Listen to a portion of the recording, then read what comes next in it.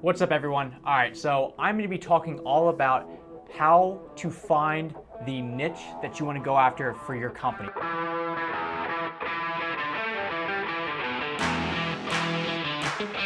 Hey everyone, I'm Logan Shinholzer from Full Sail Marketing, and I want to walk you through the whole process of how to actually find the niche that you should be going after, because there's that whole saying of, jack of all trades, master of none.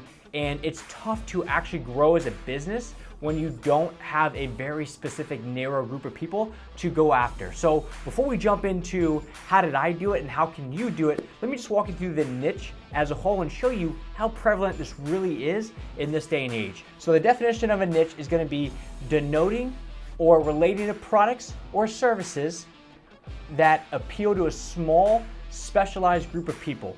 So it's gonna have to be, for a niche, something very focused and very small, which at first you're probably thinking, oh my God, this is scary, because if I only focus on a small amount of people in a small group, I'm gonna push myself out of the market. I'm gonna have to turn down a lot of work because that's not what we do. And you're right, that is gonna happen, and that's what we've had to do over here. But I wanna walk you through how there's companies and businesses that niche down all the time and you don't even realize it. Because there's a saying called the riches are in the niches, and there's a reason for that. If you think about it, there's different aspects of a niche. But let's say, for example, let's take Chipotle. All right, Chipotle is a Mexican restaurant. They serve Mexican food. So they're automatically, the people that want Chinese food, gone. People that want American food, gone. You want pizza? Not gonna happen at Chipotle. All right, so Chipotle as a whole is a very niche business. And how do they come to that niche reason, and how do they understand this is how we're gonna make all this money with this business? They did it by making sure they press that like button.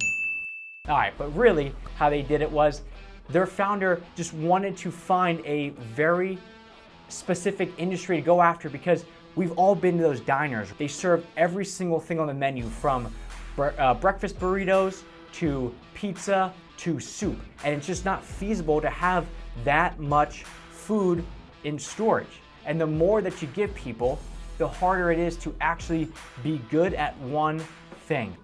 The general contractors out there, what they do is they love to do everything for everyone, because they want to include everyone, because they think that's how they grow the business.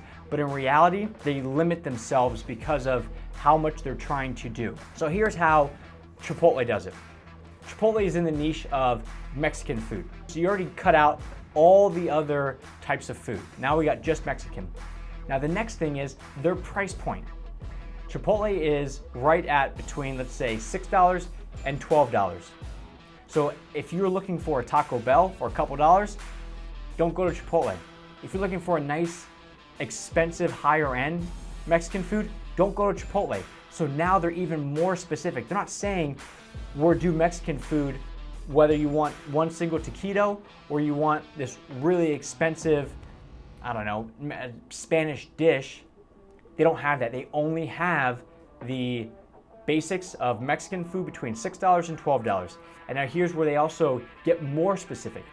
They say only if you're looking for a fast casual experience. They don't sit down and serve you anything. They're only in that walk through the line and keep it going. We've all been to Chipotle, we all know how it works. So if you're in the mood for Mexican food that you could buy for $10, that you just walk through, it's fast, that is Chipotle's niche that they're going for. So think about how many restaurants do not fall into that boat. They don't fall into Mexican between this certain price point and this speed of service. So that's how specific Chipotle is, but you probably didn't even realize that they were a niche industry themselves. So I'm gonna walk you through how did we come about being a niche industry, and who do we actually go after over here at Full Sail Marketing. So here at Full Sail, our niche are contractors and construction companies. And now to get even more specific, I'm not talking any construction company. You see the crew behind me? Not them. We're talking these guys.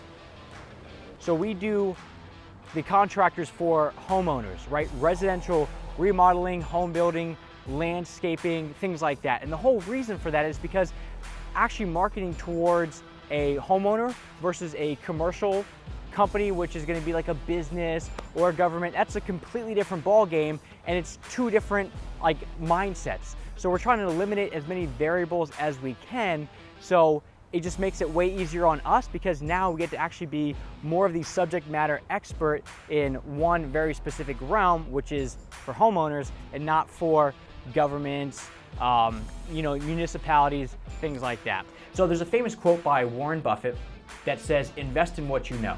He himself historically never really invested in technology stocks because he had no idea what he was doing. So for me personally, I grew up in a contracting household. My father was a contractor, and he still is a contractor. He builds ponds and water features. So for me, it's natural to do marketing for the industry that I know. So I'm not going out and trying to market for restaurants or go pick up CVS as a client. So for you, do this example. Think about what you know.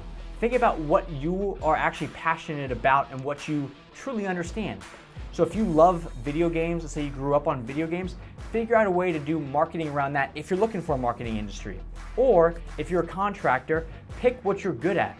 If you're looking at, oh yeah, I'm a contractor, but I can do roofs, I can do drywall repair, I can do kitchens, but I absolutely love doing bathrooms, do bathrooms, okay? The more specific that you get, the more that people will actually flock to you, not away from you. Yes, you're gonna have to push work away, but if you can say, hey, look, I'm the bathroom guy, then everybody in that town, in your area, is gonna know you as the bathroom guy. So who would they go to when it comes to time to actually get their bathroom remodeled? It's you. But if you're the jack of all trades, then it's hard to ask for higher prices because you're no longer the expert, you're just one of the many. It's great that you know exactly what you wanna do, but let's say, for example, you are a kitchen remodeler, but you know that in your area, it's such a new city and it's such a new town that everybody's building a house right now. Nobody's gonna move into a house and then immediately remodel their kitchen. So you're still like 10 years behind the times of when kitchen remodels are gonna make sense. So it doesn't make sense to get into something, even though you know it, if there's absolutely no opportunity. So now think about, where is there opportunity? Where are there problems that can be solved right now? So don't jump into something that the market is absolutely crowded. Even if it is crowded, you can still jump in, but don't go if it's crazy busy. But also, don't be so specialized that there's gonna be one or two people a year that are gonna hire you, and now you gotta figure out outside work. So opportunity has to be there. There are currently in the United States over 10.5 million contractors. 10.5 million contractors. Let's say we'll cut half of those out right now. All right, so now we're at 5.25, and we'll say the half that we cut out are those that shouldn't actually be in business for themselves, right? They're just somebody that says, yeah, I'm an entrepreneur. When in reality, what they mean is, I don't work well for somebody else because they have management issues or whatever you want to call it, but we'll take half those people out and say they're unqualified. So now we're at 5.25. Then from there, let's just say we've got the people that are so small for us at Full Sail, we get people that are so small, or they're commercial, so they're kind of like with that Chipotle example, we're going somewhere in the middle. If they're too small or they're way too big, let's get rid of those people too. So let's say we've cut it down to 1 million contractors that fit in. So we've already cut out 4.25 million people because maybe they're not in our price point. And then we've got 1 million contractors in the United States that fit right into our criteria of who we want to go after. That's a big amount of people. Even if we only get, let's say, 0.1% of the industry out there, we're still looking at 0.1% of the industry, right? I'm not looking 10% of the million or 1%. I'm looking at maybe just 0.1%. That's still 1,000 contractors that we can go after. So with 1,000 contractors, can we make a pretty badass company? Yeah, we definitely can. So now that we have the niche that we want to go after and we know that there's a lot of opportunity there, how do we actually decide that this is what we want to go after? This is the industry that we want to stay in. We have a certain formula, not a formula, it's more of a graph that we figure out it's the price of what can they afford and what can we charge versus how much of a pain in the butt are they.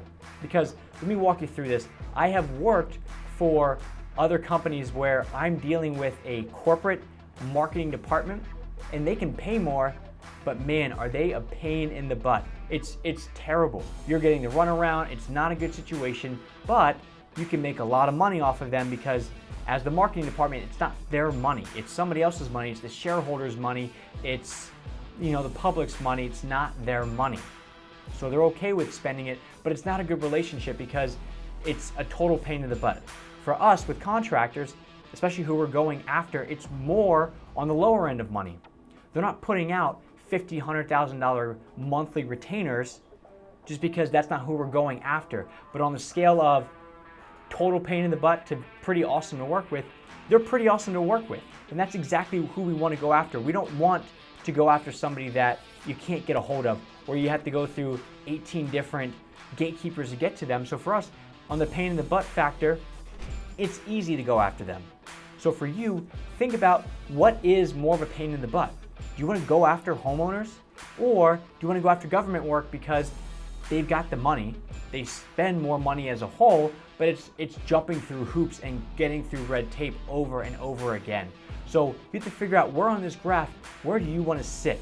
And that is for any industry, whether it's digital marketing or contracting or restaurants or whatever you want to do for your business.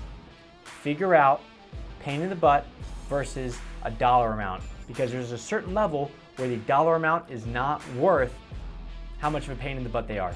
So I hope all that helps. When it comes to you figuring out how specific you want to be with your business, the more specific the better, as long as there's still opportunity out there.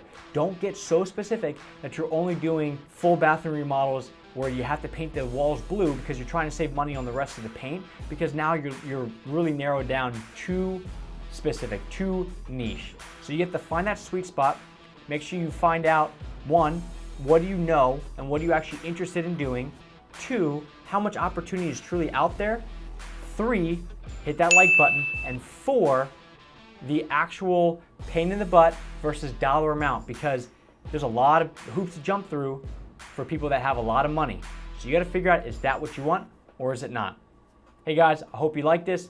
Do me a favor, subscribe to this channel if you liked it, or in the very least, just hit the like button because it really helps the algorithm of YouTube to showcase this to other industries that need to see it, and it makes us just want to record more videos like this even more. Thanks.